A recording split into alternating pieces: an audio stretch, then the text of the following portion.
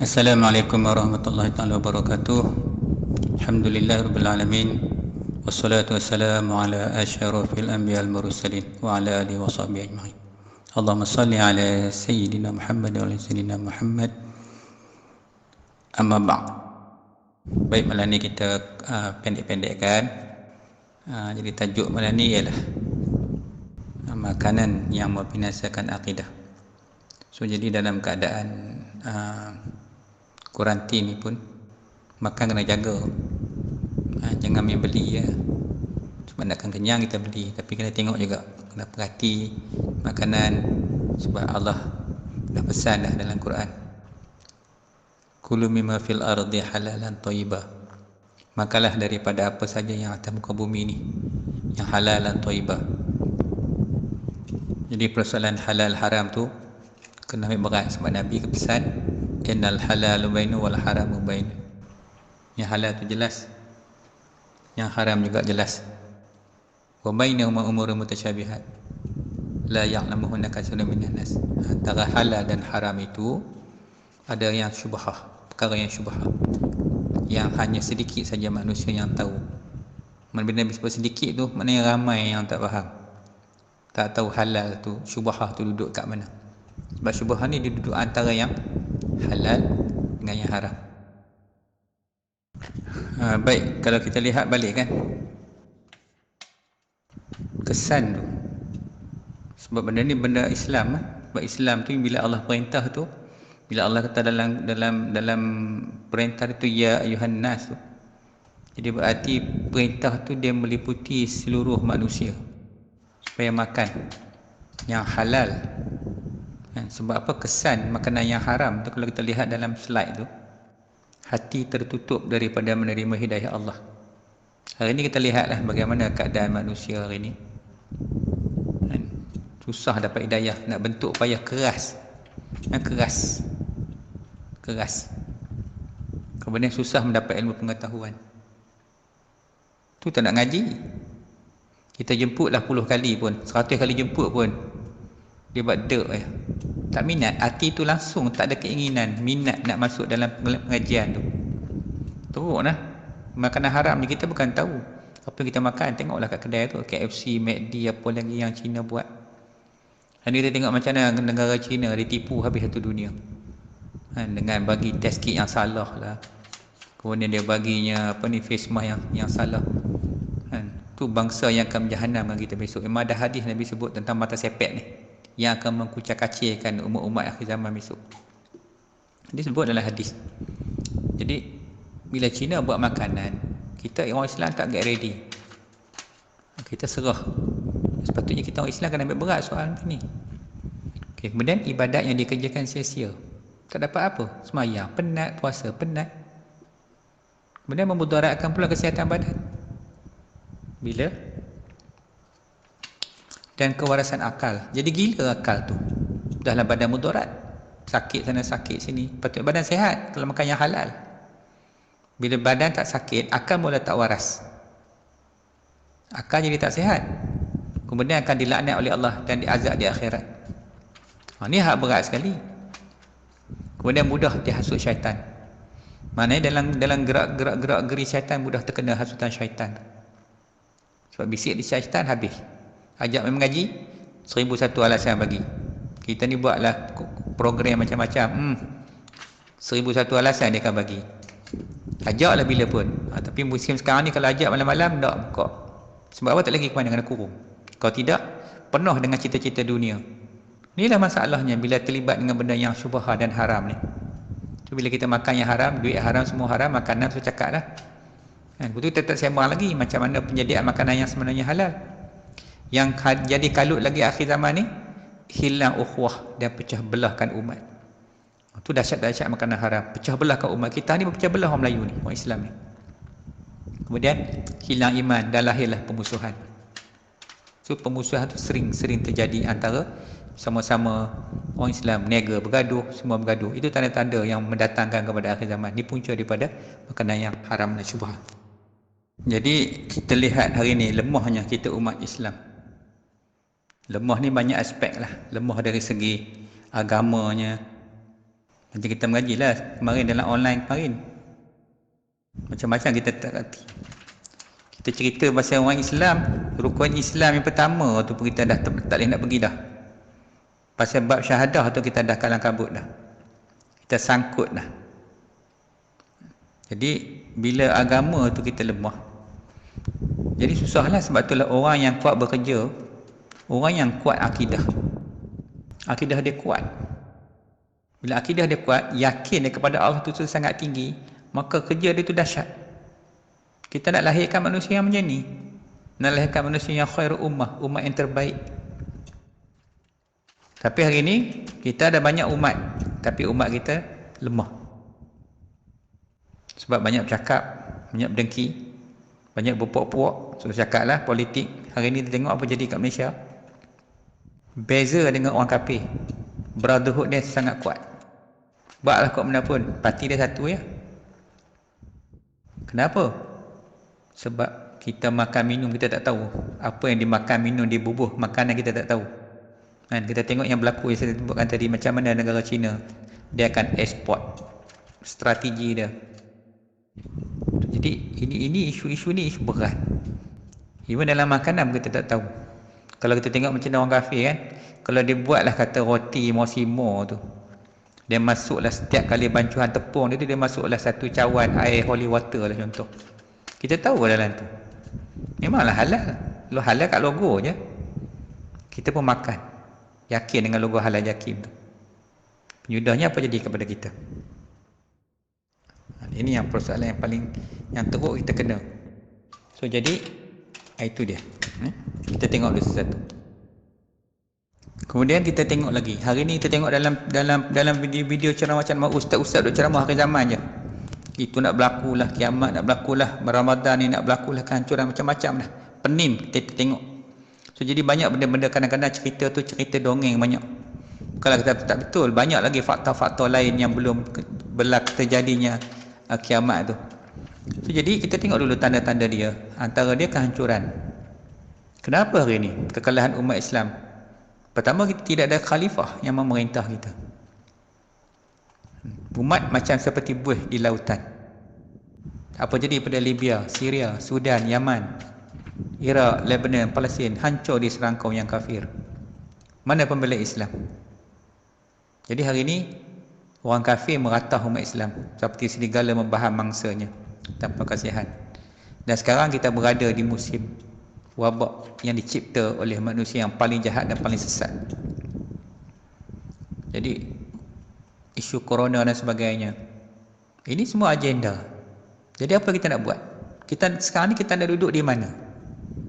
Bila terjadinya macam ni, kita nak position diri kita di mana sekarang ni?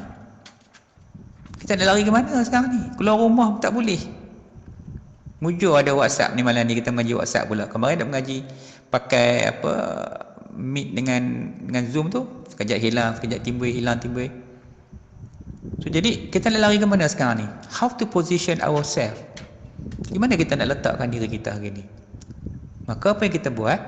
Sepatutnya itulah pentingnya. Kena ada satu jamiah. Kita kena duduk ada satu taifah, satu puak, satu kumpulan yang mana ada guru dia, ada mursyid dia, ada masyaikh dia. Bagi siapa-siapa dah terima talqin syahadah yang kita bincang kemarin, duduk bersama-sama dengan guru kita Syekh Muhyiddin, duduk bersama dengan Rasulullah, duduk bersama dengan Allah. Pegang sungguh-sungguh supaya kita tak dicincang hancur. Apa hal pun kita bertahankan atas agama kita tu. Itu yang kena talqin. Sebab apa? Nakkan ambil agama tu, nakkan ambil Islam tu, nak junjung letak atas kepala tu. Supaya Islam tu jadi apa? Islam yu'la wala yu'la alaih. Islam tu tinggi, tak ada lagi lebih tinggi. Letak junjung sungguh-sungguh. Tu dia kata menjunjung Islam tu. Ni. So ni keadaan. So keadaan-keadaan macam ni yang sekarang ni, masa ni lah baru kita tahu betapa perlunya kita kepada mursyid kita, kepada Rasul. Kalau tidak kita seorang-seorang jadi macam mana? Macam mana anjing, macam mana kambing yang duduk dalam kumpulan, lari pada kumpulan dia, duduk seorang-seorang dia. Akhir sekali apa jadi? Akan ditangkap oleh serigala. Tapi walaupun kambing itu tak kuat, tapi selagi dia dalam kelompok dia, maka serigala susah nak masuk. Maka sebab tu sekarang ni dunia hari ni dia berlaku pemerintahan dipanggil divide and rule. Jadi kita letak kat mana? Kita tak lari lah. Kita hidup atas dunia ni. Eh? Itu ini yang sedang berlaku, yang sedang sekarang kita sedang berdepan sekarang ni. Kalau kita tanya di manakah terletaknya kekuatan umat Islam? Ini persoalan kita nak kena fikir habis-habis ni. Jadi kekuatan umat Islam terletak pada akidah. Akidah tu apa pula? Akidah ni pegangan, suatu simpulan maknawiyah yang tersimpul kukuh di dalam jiwa, di dalam hati, yang tidak akan terurai, terungkai walau dalam keadaan apa sekalipun. Kena jazam, itu maksud. Itu kata akidah. Jadi suatu simpulan maknawiyah. Tali, dia tali, tambatan. Itu dipanggil aqaidul iman, tambatan keimanan. Pegangan, simpulan keimanan. Dia ada qawaidul iman lagi dia sebut sini, kalau kita mengaji lagi. Jadi bila tambatan kita dengan Allah, dengan Rasul tak ada ataupun longgar, maka yang ini yang jadikan kita bergaduh, kita berperang. Sebab orang beriman ni dia kasih sayang sama-sama dia. Tapi apa yang jadi kat kita ni berperang, bergaduh. Kat mana ada iman? Sebab iman tu kasih sayang. Kat situ. Yang ni kita nak faham. Jadi kalau kita nak bangun balik atas landasan kekuatan di Malaysia ni umpamanya, ataupun di Indonesia, kita di Nusantara ni, kita nak cerita ni, setiap orang dia kena jadi diri dia tu orang yang ahli mengaji. Dia kena suka kepada mengaji, dia kena belajar mengaji pengajian tu. Pertama sekali dia kena akidah. Sebab tu tadi saya sebut, orang yang kuat akidah, dia kuat kerja dia. Dia bukan jenis orang malas. Yang jadi malas ni pasal dia tak ada akidah, dia tak ada pegangan, dia tak jazam. Jazam. Ustaz, apa makna jazam Ustaz? Jazam ni putus. Putus tu apa Ustaz? Jenuh.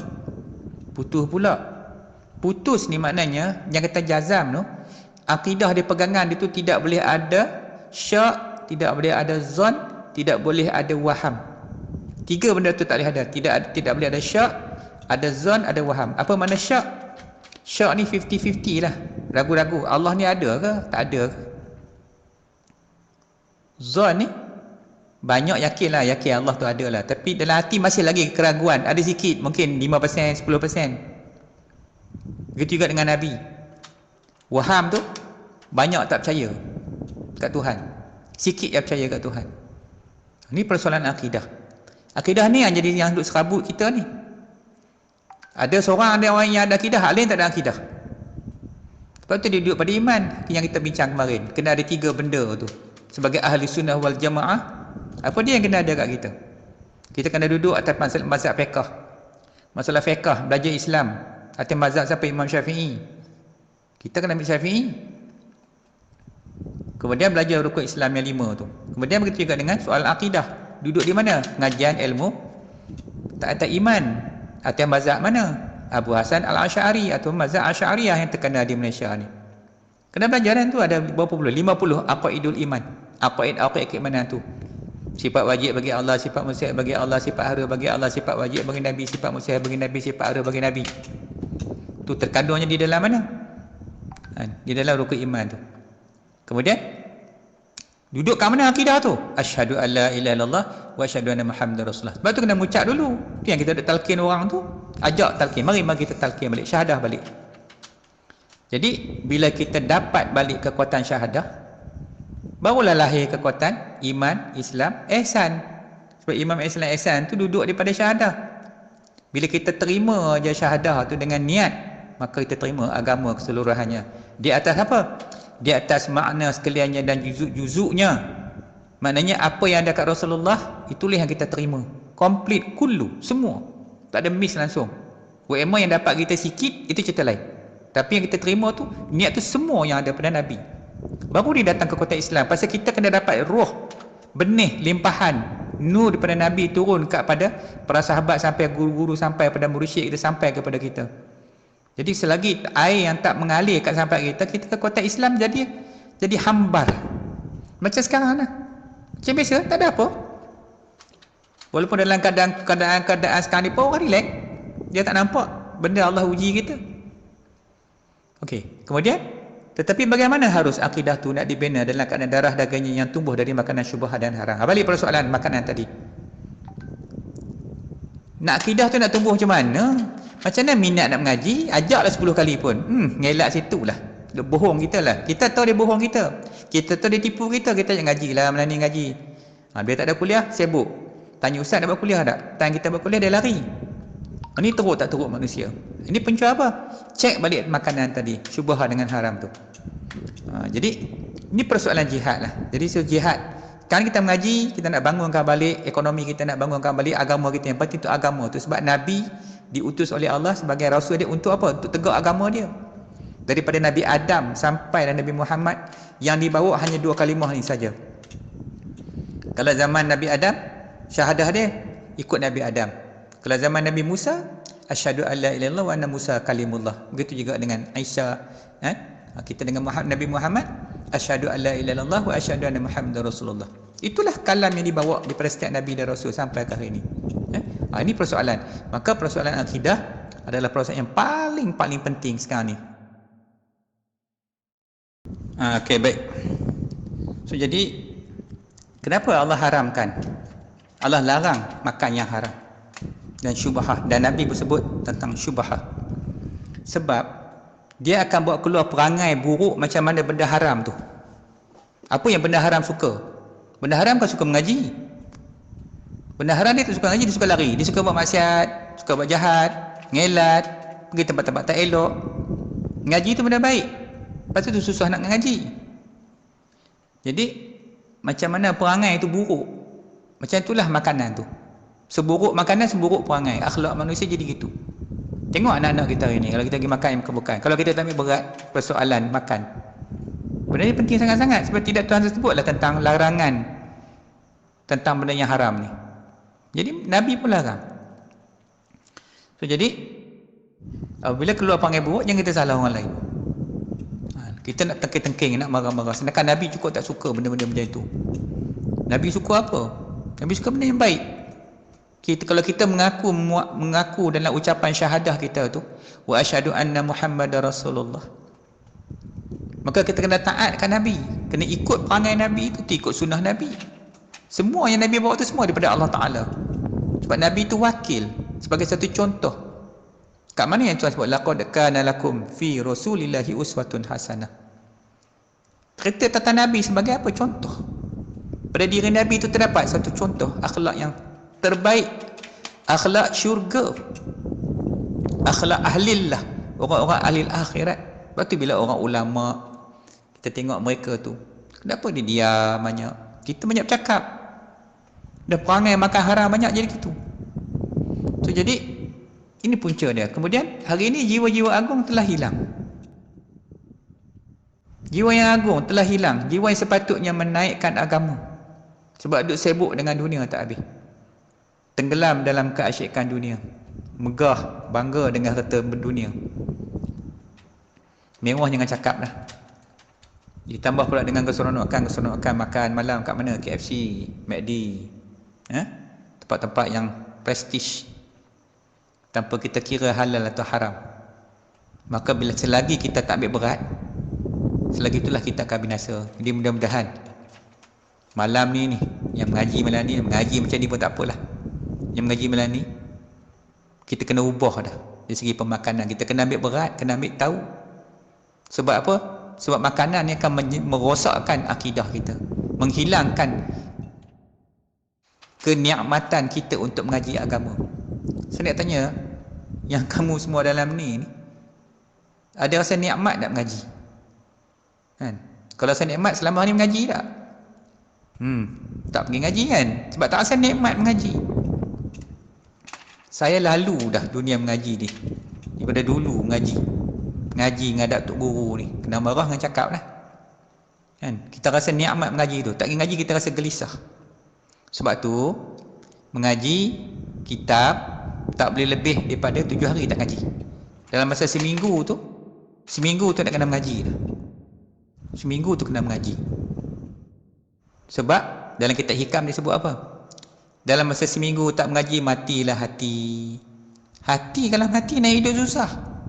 Macam orang mati tak hidup dah. Hati pun macam tu lagi teruk.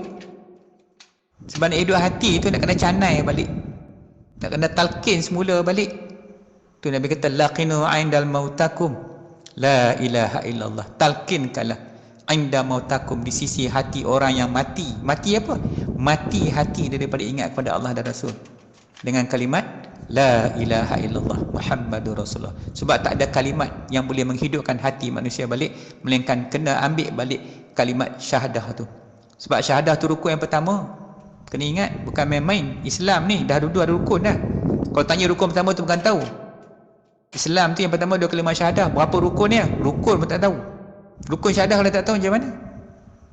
Begitu. So jadi kita nak kembalikan balik jiwa-jiwa agung ni, jiwa yang makan halalan thayyibah, bukan jiwa yang makan syubhah.